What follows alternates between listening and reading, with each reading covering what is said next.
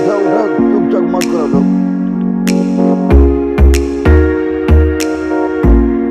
खाना वाना खिला लो कि ना।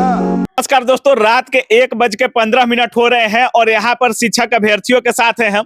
और जैसा कि आप लोगों को पता होगा कि आज रात में भूकंप आया था। अभी 1 घंटे पहले भूकंप के तेज झटके आए थे और उसमें शिक्षक अभ्यर्थी सड़क पर हैं और इन्हीं लोगों का हाल चाल देखने के लिए गुरु रहमान सर इनके साथ आए हैं कि क्या कुछ इस भूकंप की घड़ी में छात्र क्या कर रहे हैं, नहीं कर रहे हैं। इसके लिए रहमान सर इन छात्रों के बीच में गर्दनी बाग आए हुए हैं। क्या सोच कर आए हैं सर गर्दनी बाग इतनी रात को? देखिए, सबसे बड़ी बात तो कि मैं अभी न्यूज ही देख रहा था इन लोग का। न्यूज देख रहा था, अचानक भूकंप आ गया। हिला तो थोड़ा सा हम देखे क्या हुआ, लेकिन देखे कि थोड़ा सा तेज झटका था।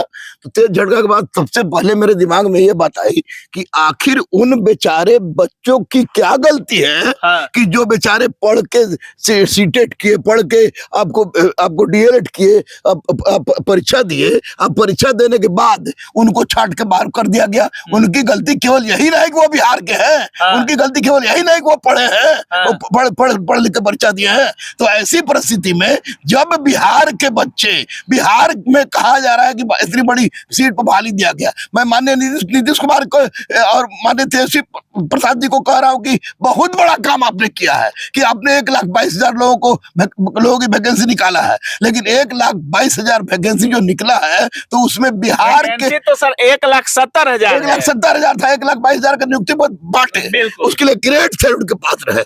लेकिन वो वैकेंसी बिहार की सरजमी पर बिहार के गांधी मैदान से बांटा गया और ले जाने वाला लेके दूसरा राज्य का लेके चला गया।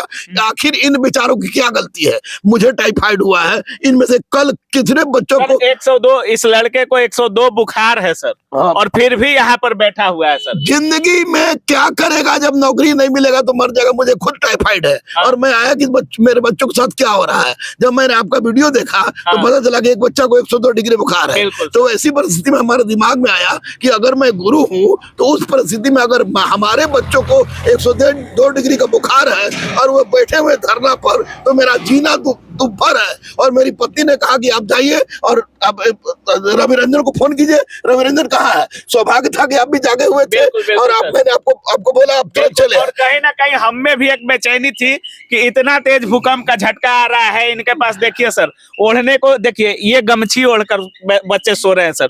और पढ़े लिखे छात्र, शिक्षक अभ्यर्थी बीपीएससी का एग्जाम दिए हैं और ये लोग रोड पर हैं सर।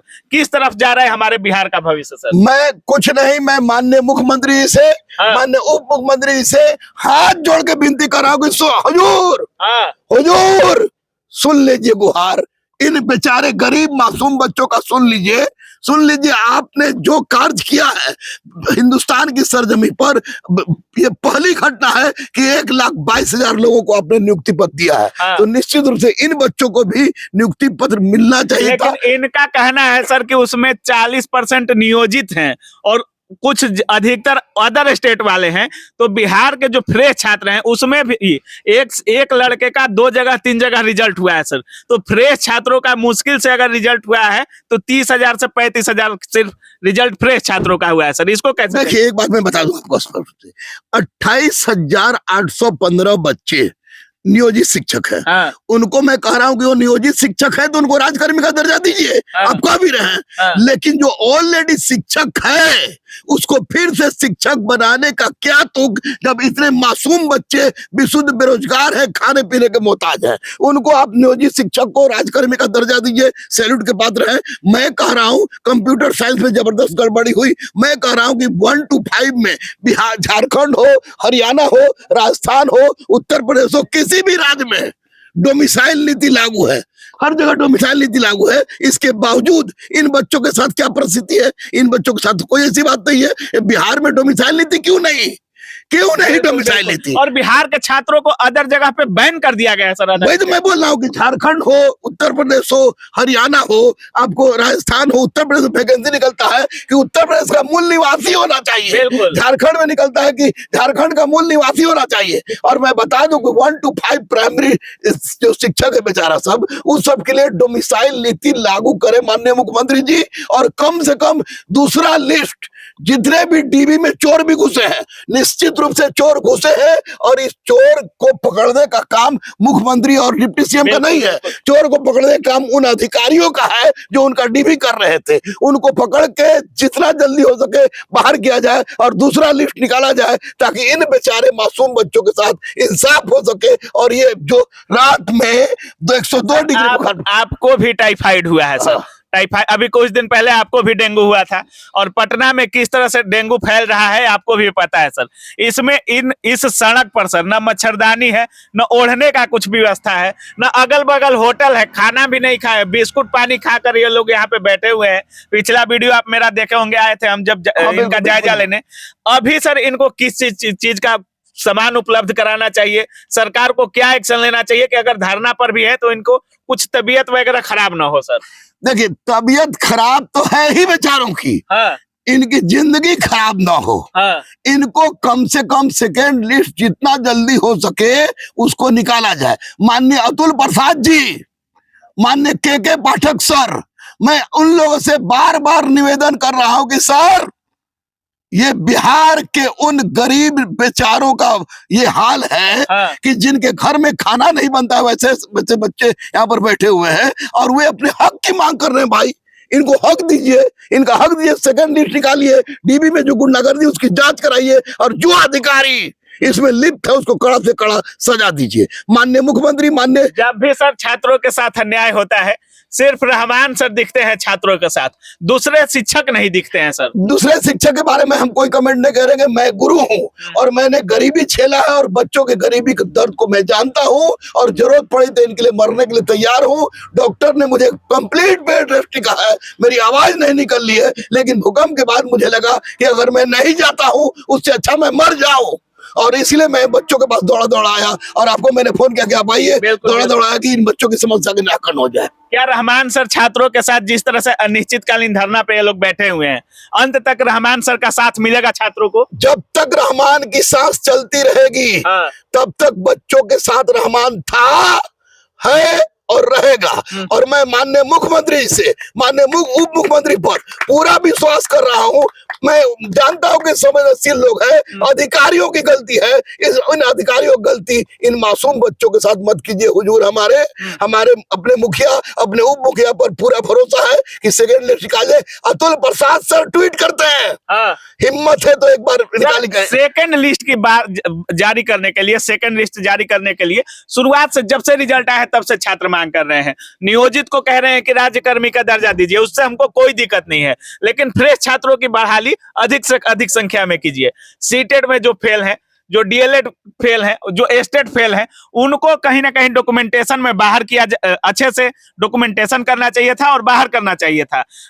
जब काउंसलिंग हो रहा था तो इनका आरोप है कि जब काउंसलिंग हो रहा था तो सिर्फ वाटर मार्क को देखकर ही सत्यापित कर दिया गया कि डॉक्यूमेंटेशन सही है। देखिए, डॉक्यूमेंटेशन सही होता तो निश्चित रूप से इन बच्चों के साथ ऐसी हाल नहीं होती। मैं स्पष्ट बता रहा हूं कि डॉक्यूमेंटेशन चेक करने का काम ना मुख्यमंत्री का है ना उप मुख्यमंत्री का है। ये काम आपको आयोग का था, ये काम आपको शिक्षा विभाग के उन अधिकारियों का था जो इनका नियुक्ति पर तैयार कर रहे थे। उन लोगों ने गलत किया है। माननीय मुख्यमंत्री, माननीय उप मुख्यमंत्री से हाथ जोड़ के विनती कर रहे हैं, पैर पकड़ लेंगे हम, पैर पर गिर जाएंगे कि हुजूर आप लोग संवेदनशील हैं, इन गरीबों के साथ इंसाफ कर दीजिए, सेकेंड लिस्ट निकाल दीजिए, जो गलत लोग घुसे हैं उनको बाहर कीजिए, और बिहार में डोमिसाइल नीति लागू कीजिए। नियोजित शिक्षक को राज्यकर्मी का दर्जा देने की बात आप कर रहे हैं, बहुत अच्छी बात है, वे पहले से ऑलरेडी शिक्षक है, लेकिन उन 28,815 लोगों को तो वो तो ऑलरेडी शिक्षक है, उनके जगह पर फिर से एक नया आप वैकेंसी तो की बात तो छोड़िए, आप निकाल ही रहे हैं, आप ये उनके जगह पर आप नया फिर से लिस्ट जारी कर दीजिए। अगर सेकंड लिस्ट जारी होगा तो निश्चित रूप से मेरी मानिए आपको रवि रंजन बाबू की तमाम बेचारे गरीबों के आंख का आंसू सूख जाएगा और इनको रोटी मिलेगी। कट ऑफ से 2 नंबर कम है, 3 नंबर कम है, 4 नंबर कम है, कोई कैमूर से आया है, कोई, लेकिन एक भी छात्र यहाँ अदर स्टेट वाले नहीं है सर।